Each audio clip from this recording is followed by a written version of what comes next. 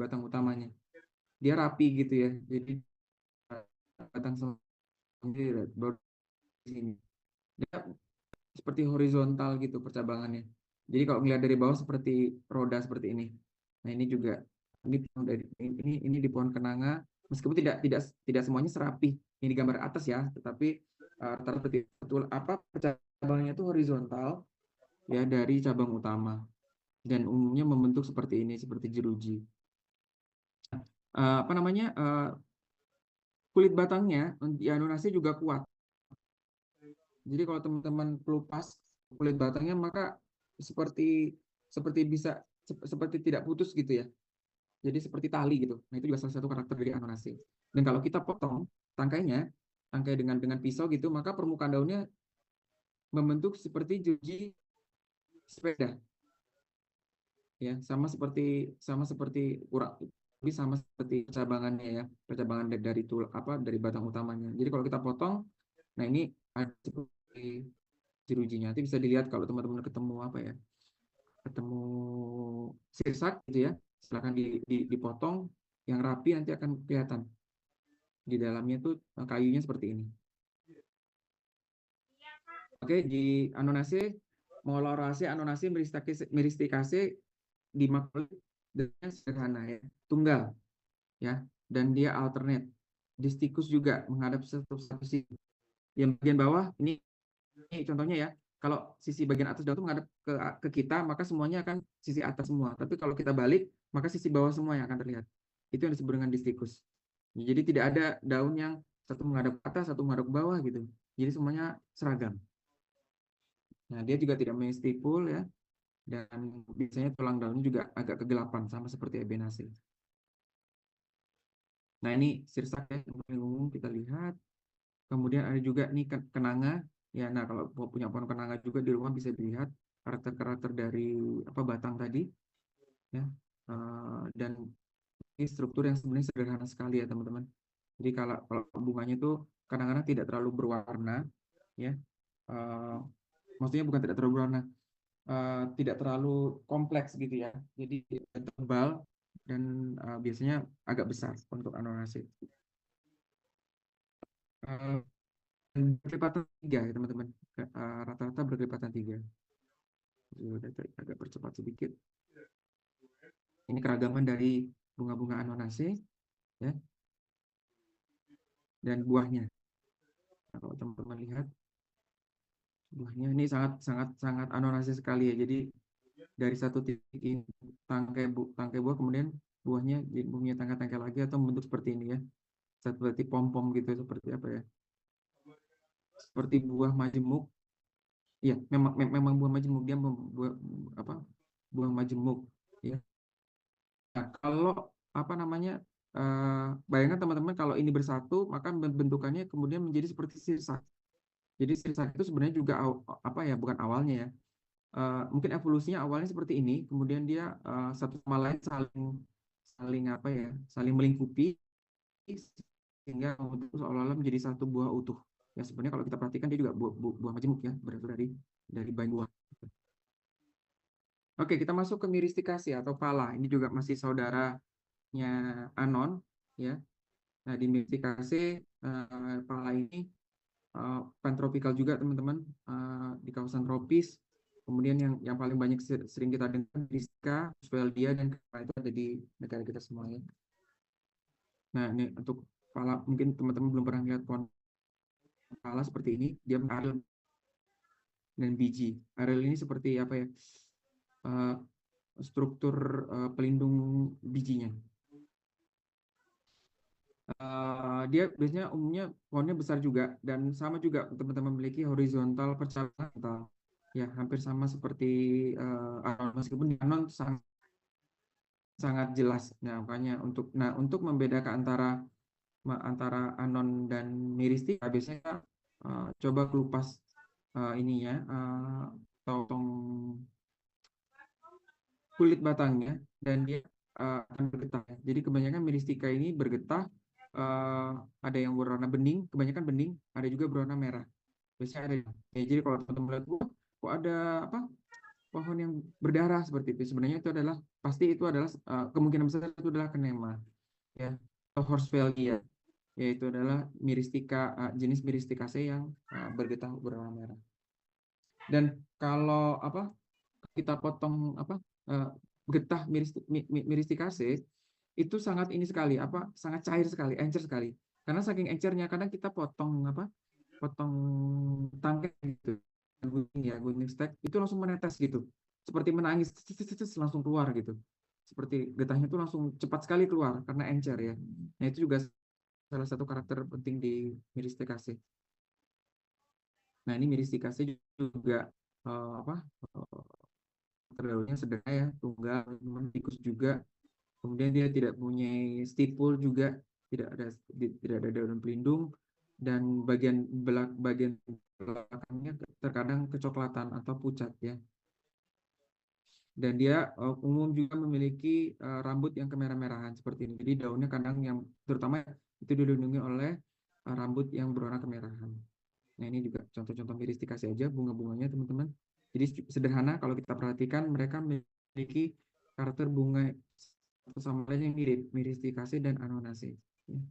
Tiga-tiga gitu, berkepatan tiga.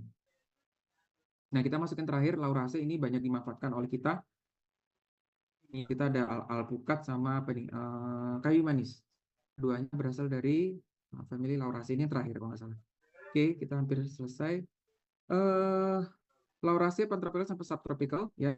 Ada Lychea cryptocarya, Cinnamomum, kayu manis, Basmedia, Ediandra, dan Actinodapna. Nah, sedangkan lupa nih, alpukat ya, alpukat itu juga berasal dari Amerika Latin, dia bukan asli dari kita ya. Nah ini juga sebenarnya clue juga buat teman-teman nanti melaksanakan tugas, jangan sampai keluar alpukat di listnya ya, karena alpukat itu bukan dari tempat kita, bahkan bukan dari Sumatera juga. Meskipun mungkin banyak sudah ditanam orang. Oke. Karakter utamanya dia berbentuk pohon, kebanyakan jarang yang semak atau herba. Kemudian aroma ya. Namun baik Myristicaceae, Lauraceae, dan Anonaceae, tiga magnolit ini kebanyakan memiliki aroma ya. Meskipun ada yang tajam, ada yang tidak, tetapi saya merasa setiap kali saya di lapangan saya mencium tuh selalu ada aroma. Mereka memiliki aroma gitu ya. Ada yang seperti jambu, bahkan ada yang seperti mangga juga. Ini memang magnolit ini mungkin karena mereka nenek moyang primitif ya, mungkin seniornya dari tumbuhan-tumbuhan dikoti lain, sehingga mereka menurunkan aroma-aroma itu ke family-family yang mungkin berevolusi setelahnya seperti itu. Jadi mereka kebanyakan memiliki aroma. Daunnya juga tunggal ya, berseling atau spiral, dan nggak pernah apalagi ya, bunganya kecil berkepatan tiga ya. Nah, enter opening by fall.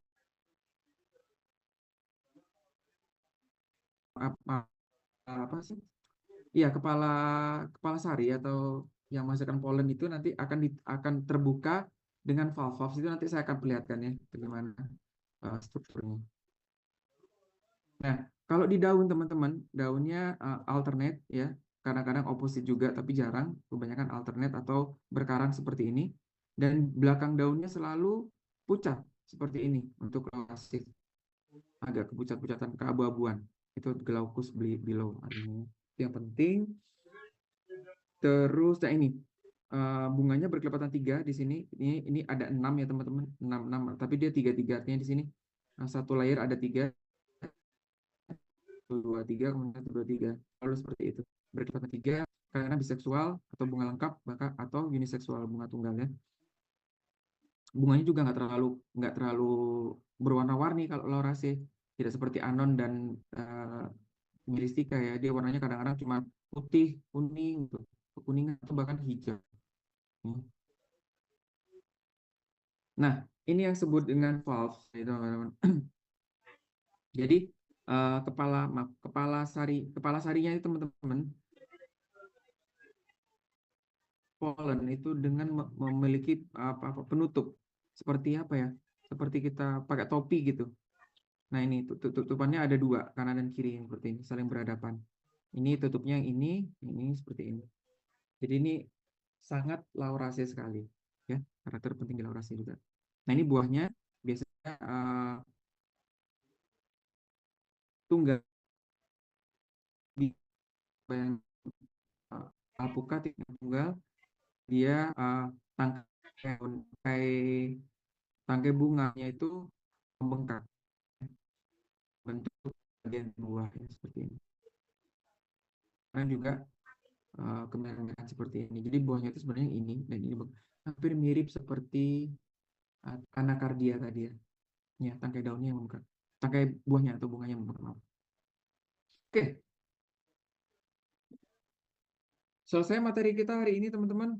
Selamat sudah apa ya?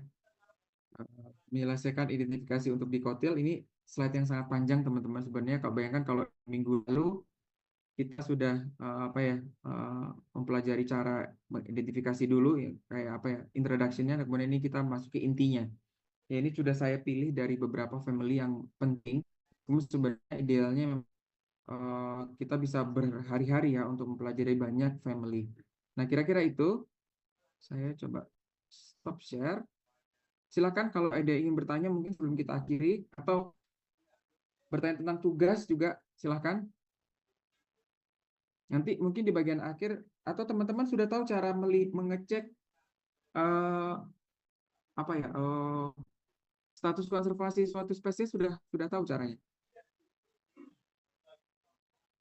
Misalkan Pak ini tuh terancam apa tidak sih, terancam kepunahan apa tidak itu teman-teman tahu nggak ya caranya? Tidak, Pak. Oke, sebentar ya. Oke, saya akan kasih tutorial sedikit ya teman-teman ya. Saya izin share screen lagi sebentar saja agar teman-teman bisa ini ya. Atau gini aja.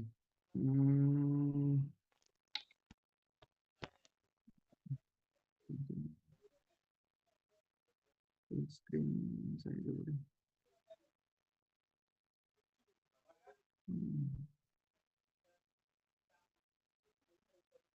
Bisa ya ini apa? Begini teman-teman, ini aja ya. Saya nggak tahu, saya nggak bisa share screen apa namanya Mozilla saya. Tapi anyway, teman-teman bisa masuk ke web IUCN. Sebentar saya coba cek IUCN.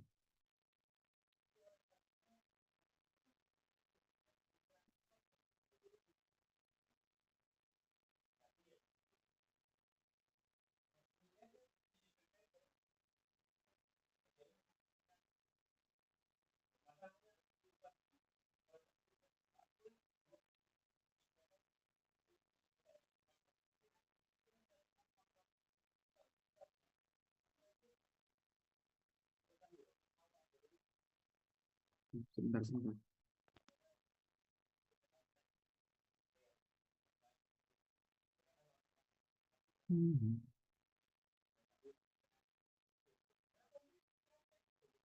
Nah, ya kasih di link di chat teman-teman. Itu ya. Nah, jadi IUCN Red List ini adalah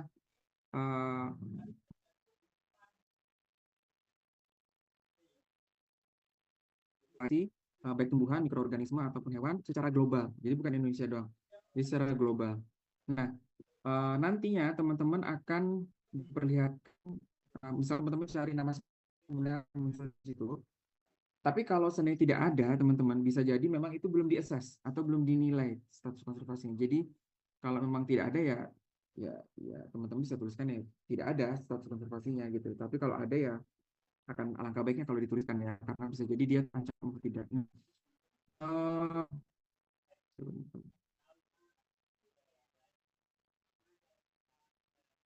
nanti mungkin kalau sempat saya akan jelaskan di pertemuan berikutnya ya mengenai mencek status konservasi. Ini penting sekali nanti kalau teman-teman. Jadi teman-teman nggak cuma bilang itu lengkap, itu terancam punah Pak, berdasarkan apa gitu. Ini yang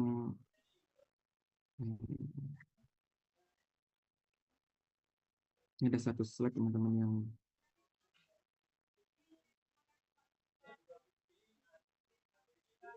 nah,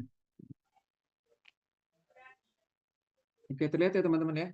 Nanti status konservasi itu macam-macam teman-teman kategorinya, mulai dari paling paling paling rendah valid yang kalau kita ngeliat gambar di kanan ini, mungkin nanti bisa teman-teman cari sendiri di apa di saya yakin teman-teman bisa cari di Wikipedia, Google yang versi bahasa Indonesianya ya, karena memang ini bahasa Inggris. Tapi saya yakin ini sudah ditranslate ke bahasa Indonesia dan membuat lebih nyaman untuk dibaca ya. Jadi kalau kita masuk nanti ke IUCN nanti akan misalkan not evaluated, artinya dia belum dievaluasi teman-teman. Jadi tidak mempunyai status konservasi. Kemudian ada data deficient. Di sini artinya ada kekurangan data untuk menilai status konservasi spesies tersebut. Ada list concern, artinya dia kemungkinan karena jumlahnya banyak ya teman-teman ya. Jumlahnya banyak dan tidak terlalu menjadi menjadi perhatian dalam konservasi itu. Jadi karena jumlahnya banyak. Kemudian ada near threatened. Dia belum masuk ke terancam, tapi sudah hampir terancam. Nah, di terancam itu yang masuk ke dalam kategori terancam itu ada 3. Yang statusnya critically endangered, yang merah ini, yang orange, dan yang kuning, vulnerable. Ya kalau teman-teman nanti nyari spesies kemudian muncul, misalkan endanger nih, berarti dia termasuk kategori terancam kepunahan. Ya. Jadi tiga status ini yang menjadikan suatu spesies itu terancam atau tidak, terancam kepunahan atau critical endangered tentunya lebih terancam daripada endangered dan vulnerable. Jadi semakin merah semakin terancam. Nah, sedangkan untuk extinct atau punah itu ada 2, ada extinct yang warna hitam ini yang benar-benar sudah tidak ada lagi di bumi, atau yang extinct in the wild. Jadi dia tidak ada di hutan namun masih dibudidayakan. Itu juga ada. Oke. Kira-kira gitu ya. Jadi saya nggak bisa sharing, saya nggak bisa sharing Mozilla saya atau Chrome saya. Tapi nanti teman-teman dihadapkan sama website, kemudian teman-teman bisa cari nama spesiesnya di situ. Syukur-syukur ada, nanti teman-teman bisa masukkan. Jadi tapi ingat, critically endangered, dan vulnerable itu 3 yang masuk ke dalam terancam kepunahan. Sedangkan yang lainnya tidak gitu ya. Baik written, apalagi list concern. List concern ini biasanya kalau jumlahnya banyak sekali di alam, sehingga tidak terlalu butuh dikonservasi, kira-kira gitu. Ya. Oke, saya cukup mungkin. Ada pertanyaan lagi teman-teman sebelum kita tutup? Semoga tugasnya bisa cepat selesai dikerjakan sehingga teman-teman bisa fokus untuk belajar ya, untuk UAS. Nanti mungkin ketemu saya lagi, saya belum tahu tanggalnya. Nanti Bu Suci akan atur satu pertemuan terakhir, saya akan sharing tentang pengalaman saya, penelitian, santai-santai ya. Nah, tetapi saya juga membuka untuk apapun pertanyaan, baik sebelum perkuliahan ataupun sudah perkuliahan untuk besok, untuk pertemuan selanjutnya. Kira-kira seperti itu. Saya beri kesempatan, misalkan ada pertanyaan lagi. Maaf, saya belum buka video ya.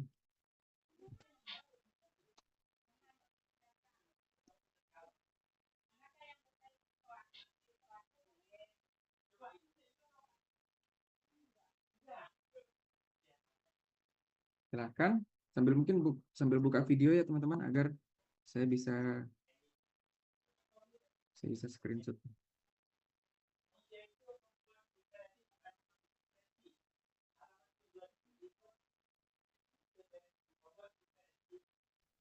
Pak, izin bertanya, Pak.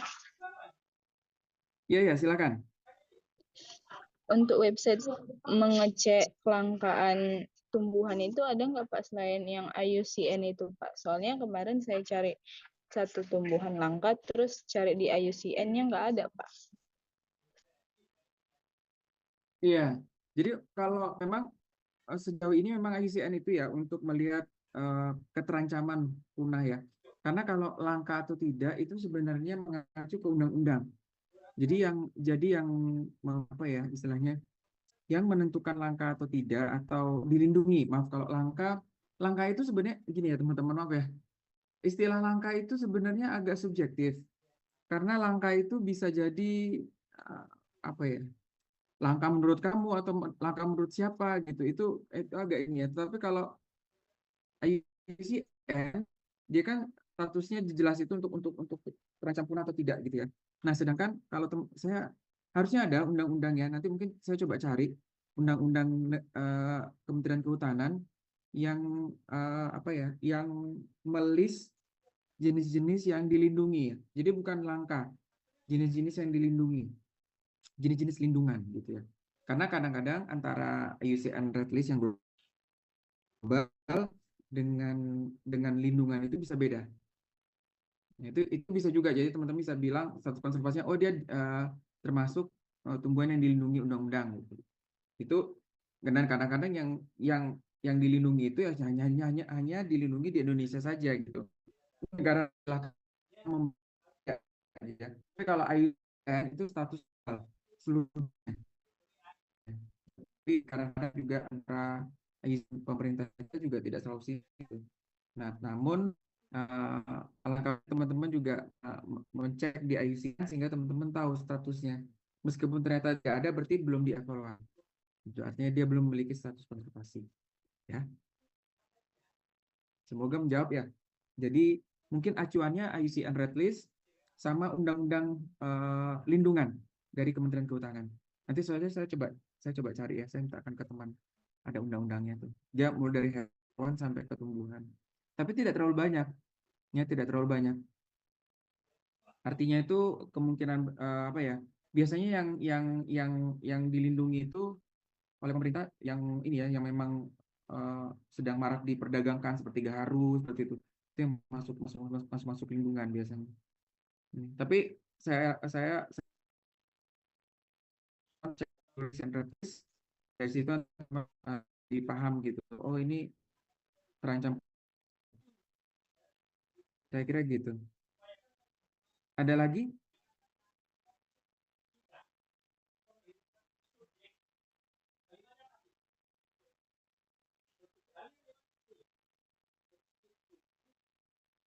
Silakan terkait dengan tugas mungkin yang lain.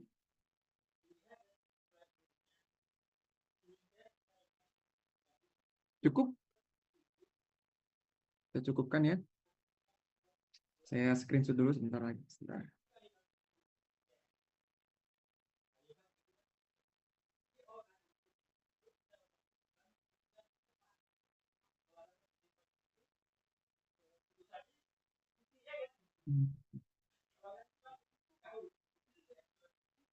Oh ya teman-teman, mungkin nanti untuk soal UAS ini saya juga akan berkontribusi karena diminta oleh dari universitas ya. Jadi apa ya? Semoga pertanyaan-pertanyaan yang dari saya juga tidak akan terlalu menyulitkan. Artinya begini teman-teman, kalau prinsip saya teman tidak perlu, tetapi teman-teman memahami beberapa atau apa ya? Misalkan gini, kalau kasarnya ya, ini juga mungkin tips dari saya, karena nanti soalnya karena soal ada beberapa dari saya mungkin ya. Saya tahu tadi kan apa ya, materi saya banyak sekali ya mengenai family tadi ya dan kunci identifikasi. Nah teman-teman tidak perlu menghafal semuanya. Ya tetapi paling tidak teman-teman menguasai 3 sampai 5 family. Gitu ya, paham ya teman-temannya?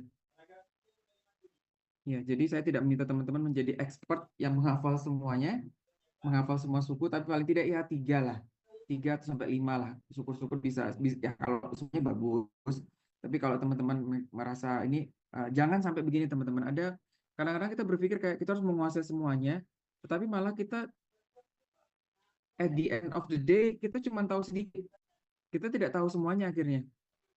Nah, lebih baik kita menguasai beberapa, memahami sekali apa ya, bagian-bagian kecil tertentu. Nah, itu menguasain itu nggak apa-apa. Ya, jadi saran saya untuk yang nanti family ini tekankan di family atau suku-suku yang teman-teman pahami atau teman-teman sukai lah, kira-kira gitu. Itu tips dari saya, ya.